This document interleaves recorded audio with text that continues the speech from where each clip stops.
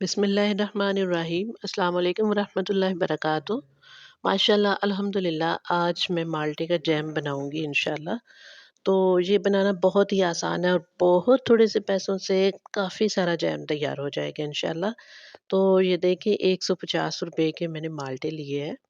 अब बाज़ार में माल्टे काफ़ी सस्ते हैं, तो ये जैम बनाना बहुत ही अच्छा रहेगा। तो चले इसको शुरू करते हैं। तो छिलके सारे उतार दिए थे मैंने माल्टे के। अच्छा, इसके बाद फिर छुरी की मदद से ये बारीक-बारीक धागे होते हैं वाइट कलर के इनके ऊपर, तो ये सारे उतार देने हैं। ये देखिए ये मैंने सारे उतार दिए हैं इसके ऊपर से, ताकि ये जो है ये कड़वापन ना पैदा करे। इसकी वजह से जैम जो है कड़वा बनेगा। तो इस तरह छुरी ज़रा तेज़ कर लेनी है। ये कप जो होता है ना, इसकी पिछली साइड पे इस तरह छुरी को तेज़ कर लिया जाता है। तो ये माशाल्लाह ये देखिए कितनी तेज़ हो चुकी है छुरी। तो अब मैं ये काट लूँगी, इनको 2-2 पीस इनके कर दूँगी।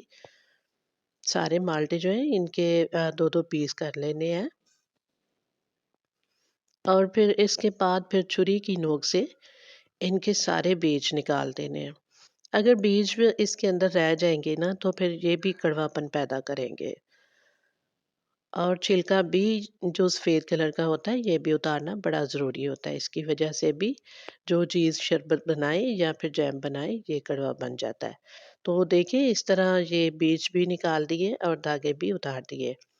इसके बाद इसे फिर जग में डाल के ग्राइंड करना है अच्छे से, मिक्सी के जार में डाल लें या फिर जूस वाले जग में डालें।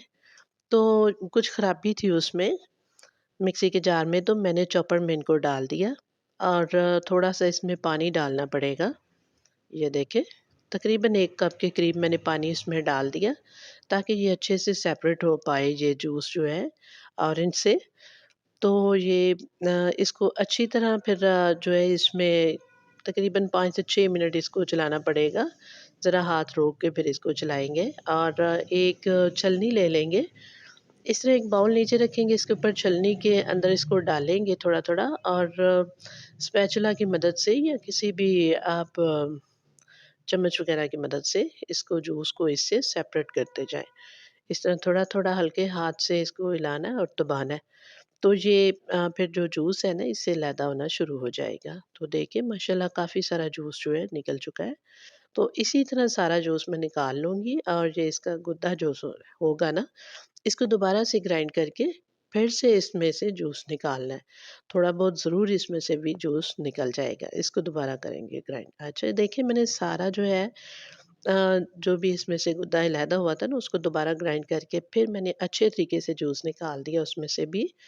और इसके बाद एक चम्मच की मदद से ये सफ़ेद-सफ़ेद सी झाग है ना, ये वही जो व्हाइट कलर के कुछ धागे वग़ैरह ऊपर रह गए थे ना, ये उसकी वजह से ये झाग बनी है।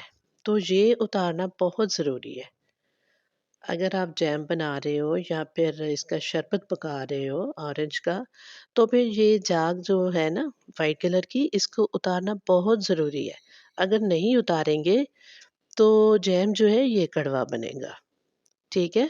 इसके बाद इसको उतार दिया और इसके बाद कढ़ाई लेनी है, इसको चूल्हे पे रख दिया, मीडियम फ्लेम रखेंगे चूल्हे का और इसमें इसको डाल देंगे सारा जो ये इसका पल्प निकला है ना, ये ऑरेंज का, ये डाल देंगे।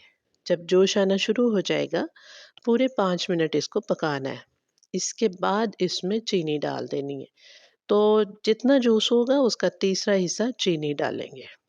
तो मैंने सवा कप के करीब ये चीनी डाली है। ये तकरीबन सवा किलो के करीब था ये इसका जो पल्प निकला है ऑरेंज का। अच्छा इसको फिर पकाना है। जब 2 से 3 मिनट मुसलसल ये पकेगा, इसके बाद इसमें एक लीमू जो है इसको निचोड़ देना है। बीज लीमू के नहीं इसमें जाने चाहिए।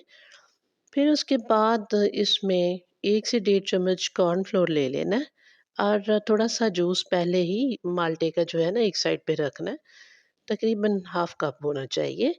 तो इसमें ये जो कॉर्नफ्लोर होगा इसको मिक्स करेंगे। अच्छे से मिक्स करने के बाद थोड़ा-थोड़ा डालते जाएँ और चलाते जाएँ चम्मच और इसको पकाते जाएँ। अच्छा दरमियानी आँच पे इसको पकाते जाएँ और फिर थोड़ी देर बाद जब ये थिक होना शुरू हो जाए, गाढ़ा होना शुरू हो जाए, तो फिर इसको प्लेट के ऊपर डाल के देखें। अगर तो ड्रॉप इसका प्लेट को इधर-उधर करते हुए इधर-उधर नहीं हो रहा, एक जगह पे ठहर गया है तो फिर ये परफेक्ट है। अगर ये ठहर नहीं रहा तो फिर इसको और पकाना है। तो अभी मैं इसे और पकाऊँगी, ये थोड़ा-सा पतला है मिक्सचर इसका, तो फिर चेक करेंगे। ये देखिए इस तरह ड्रॉप मैंने इसके ऊपर डाला है, तो ये पहले की निस्बत काफ़ी थिक हो चुका है। तो अब लेकिन अभी भी थोड़ी-सी ज़रूरत है इसको पकाने की। 2 मिनट के बाद फिर मैंने इसे एक बाउल में ट्रांसफ़र कर दिया है। तो देखिए माशाल्लाह अल्हम्दुलिल्लाह कितना खूबसूरत इसका कलर, इसमें मैंने कोई कलर वग़ैरह ऐड नहीं किया। अगर आपको पसंद हो ज़्यादा इसका येलो सा कलर, तो आप येलो कलर डाल भी सकते हो इसमें।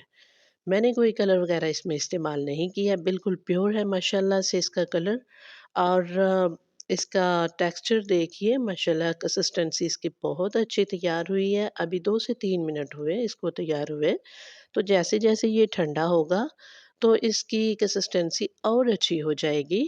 तो ये माशाल्लाह बहुत लज़ीज़ और मज़ेदार और ज़बरदस्त जैम बिल्कुल थोड़े से पैसों के साथ ये तैयार हुआ है। अगर इतना जैम आप बाज़ार से खरीदेंगे, तो कम अज़ कम ये 500-600 का होगा ज़रूर। तो देखिए ये खुशक जार ले लीजिए, उसमें डालिए, फ्रिज में रखिए, महीना भर आप इसको इस्तेमाल कीजिए बड़े आराम से। तो इसी के साथ इजाज़त दीजिए।